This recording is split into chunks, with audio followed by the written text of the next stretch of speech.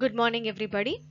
Today in this module we are going to start learning about Python programming. We are going to start with a few basics and then move on to the advanced Python concepts.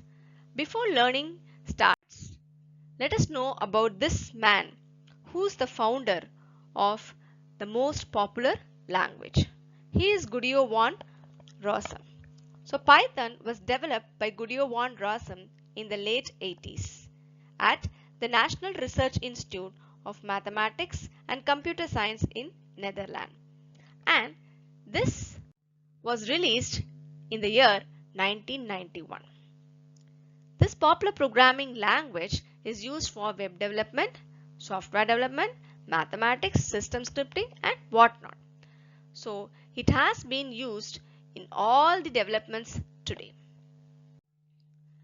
Now, this Python programming works on any of the operating systems like Windows, Linux, Mac, Solaris and whatnot. It has a very simple syntax similar to the English language. Also, it supports wide variety of libraries. This versatility makes it popular among the beginners as well as the professionals. Python runs on an interpreter system, meaning that the code can be executed as soon as it is written. Python is treated as a procedural way, object-oriented way, or in a functional way. Now let us discuss about the features of the Python programming. Firstly, Python programming is very simple. A user can write a code just like a normal English. So this is the most added advantage that even the beginner or the professional starts using this language. Secondly, it is very easy to learn. A Python program can be clearly defined and easily readable. Thirdly, it is versatile. It supports wide range of applications. Next, free and open source. Python is an example of an open source software. So anyone can freely distribute it, read the code, edit the code and write new programs. Next, it is interactive. Python works in an interactive mode, so it makes it easy for the user for testing and debugging the pieces of the code. So as already discussed, it is portable. So it runs on any kind of OS. Next, it is dynamic. Programs written in Python can be copied and used for different applications. Next, it is extensible. We know that Python is an open source software. The user need not bother about the low-level language of the Python. He does not bother about the low-level modules. So he can start and write the code and customize it. Finally, it is secure and robust. So these are some of the features of Python programming. So we can keep on adding the features as I have listed a few. Next we'll talk the most interesting part is a Python syntax. As we know, it supports high-level language. The syntax is in a very simple and readable form. Variables are dynamically typed, meaning we don't have to declare it before we use it. Python uses new lines to complete a command. The most important part is Python relies on indentation. So we'll discuss about indentation in the upcoming slides. So you don't have to use any semicolons to indicate the end of the statement. Also, most importantly, it is case sensitive. Now, how to use this Python?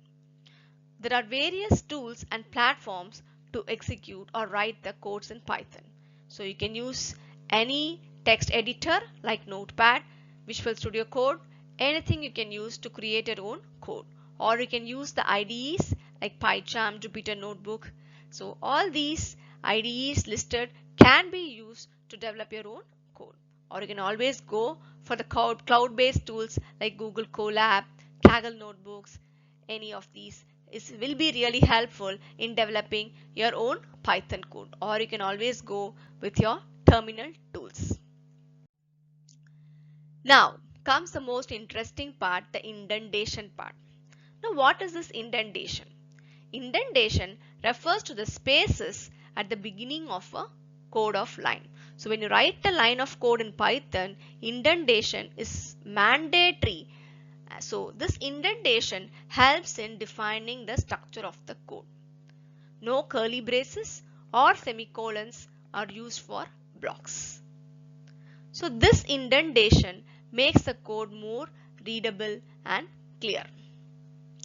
So every block like loops, functions and condition relies on the indentation. When you miss the indentation while you are coding, Python automatically throws an error for your indentation. Now, let us take an example to understand the indentation. Here are two simple codes. One is of using the conditional statement checking if true. You can see a colon over there, and in front of the print statements you can see that there are spaces being left in front of the print statement. This is called as the indentation. Now when I execute this code, you can see the output, that is a correct output. This is indented properly. Both lines are part of the same block. When the same code executed without indentation, what happens? Let us see that. You can see that it immediately throws an error, expected an intended block after if statements on line 1. So indentation clearly defines the block that we wanted to write. So when you write a Python code, ensure that you give the proper indentation. Next, so we can understand the indentation with respect to loops. Here's a simple program. The condition that is checked is if true. You can see after the true statement there is an indentation in front of the for loop. Okay, you can see a space in front of the for loop. So we have written the code as for I in range of 3, means I'm starting the value of I from 0 and then I'm going to start the value of I from 0 and range till 3, means range till 3 means 1 less than 3. So it will start from 0, 1 and 2. So it's going to start printing your I value. Okay. Also we have made a condition check that if I is equal to 1, print we are in the nested if statement. Now let us check what will be the output of this program. Now when the value of I is 0, so I becomes 0 here. You can observe this, I is 0 here. Next, I will go to 1.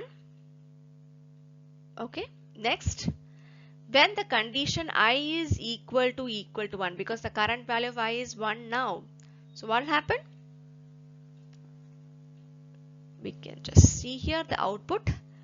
When I is equal to 1, we get the output as nested if statement. Okay. We can see these blue color lines. These blue color lines over here, these are the memories that have been allocated when I is equal 0, when I is equal to 1 and I is equal to 2. This below part is the output of the code over here. Okay, when I is 0, it will print 0. When I is 1, it will print 1 also, this nested if statement. When I is 2, it will print 2. When I is 3, it comes out of the loop. Now I hope it is clear how indentation is important to define various blocks. Next we'll discuss about the variables, the most important part of the programming. So variables are created when a value is assigned to it. You know, when I say variable, value varies with the, or you can say the value is dynamic. It keeps changing. Okay. Variables are labeled storage location. So it has a name for its own. So in Python, there is no specific command for declaring the variables. So like for example, in say I will have to write a C programming. Before I use the variable X and Y, I have to say what is the data type of X, what is the data type of Y. In Python, you don't have to do all those things. It's very simple. I can say directly what is the value of X and what is the value of Y. So I have said here X is equal to 20 and y is equal to Python. So this is an integer and this is a string. Now there is something called as dynamic typing in Python variables. So we'll take an example and discuss what is this dynamic typing. So initially I'm having the value of x is equal to 10. You can see x is 10, x is mapped to 10. Okay. Now observe this print statement. Print x comma type of x, meaning it's going to print the value of x and what is the data type of x. Okay. So we can see here the value of x is 10 and type of x is int. Okay. Everything is treated as an object, so it shows int. Now memory is same but the value keeps changing for the x. Now the value of x I have defined to be hello world. Now already it was 10. Now the value of x is hello world. Now I'm going to print the value of x and type of x. Earlier it was int. Now I've changed it to string. Now the value will be hello world and the type of the data is string over here. Okay. Now again I'm changing the value of x to a float. You can see here x is equal to 3.14. So already it was 10. Now it is replaced with string and lastly now it is replaced with a float value. You can observe that here. So dynamic typing in Python variables, like the value of this variable, that is the memory is same, the value gets replaced over the given location. Now we'll talk about multiple assignments. Okay. Now we can see that there are three variables A, B and C. We can see A equal to B equal to C equal to 10, meaning the three variable takes the same value to multiple variables. 10 is assigned to A, 10 is assigned to B, 10 is assigned to C. It's very simple. Same way, I can also assign multiple values to multiple variables in a single line. I can just say x, y, z is equal to 10, 20 and 30. So all these are possible in Python in a very simple way. You can see the value of 10 is being assigned to three variables A, B and C. Now the last part of this first module is comment line. Very important. Generally comments are non-executable lines in the code. A Python interpreter ignores this comment line. It does not execute it. So why do we use this comment line then? It explains the code and makes it in a readable form. There are generally two ways I can write the comment line: single line comment and multi-line comment. Single line comments are given with this hash. Multi-line comments are given with this triple quotes. Okay. Here's a small example. I can just write hash and write whatever I want to say. This is a single line comment. Okay. So then and there I can make it in between my quotes. So this is not going to be executable. It is just a reference to the people who are coding or developing. So when I wanted to make a multi-line comment, so when I want to make multiple lines as comment statements, then I can use triple quotes.